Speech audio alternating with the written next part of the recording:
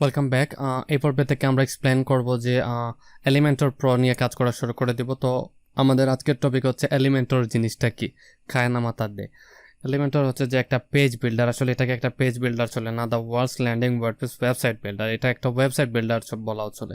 এই একটা Elementor plugin দিয়ে আপনি একটা ওয়েবসাইট তৈরি করে নিতে পারবেন এ টু জেড কমপ্লিট। সো আমরা যদি elementor.com লিখে আসি তাহলে এরকম একটা ওয়েবসাইট দেখতে পারবো, যেখানে এই ড্র্যাগ অ্যান্ড ড্রপ করে আমরা একটা ফুললি একটা ওয়েবসাইট তৈরি করতে পারবো।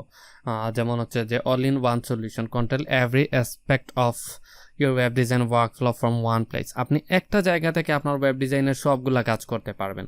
তারপর হচ্ছে visual design, simple, powerful, flexible, অনেক জিনিস আছে এখানে আপনারা দেখতে পারেন। যেমন build for professionals from freelancer to agency, আপনারা ফ্রিল্যান্সারের জন্য কাজ করতে পারেন, এজেন্সির জন্য কাজ করতে পারেন। একটা এই এলিমেন্টর দিয়ে এমন কিছু কাজ করা যায় না যে বলতে কিছুই নেই, সব কিছু করা যায় এই এলিমেন্টর প্রো নিয়ে।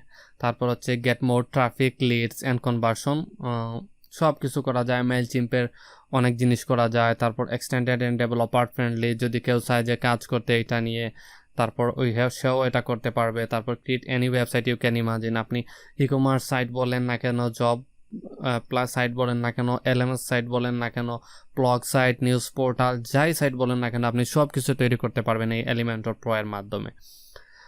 এই এলিমেন্টর প্রো এর অনেক ফিচার্স আছে, আমরা একটু একটু করে এক্সপ্লেন করব। সো এই পর্বে এতটুকু পর্যন্তই। আগামী পর্বে আমরা এক্সপ্লেন করব যে এলিমেন্টর প্রো এর প্রো ভার্সন এবং ফ্রি ভার্সন নিয়ে। Thank you.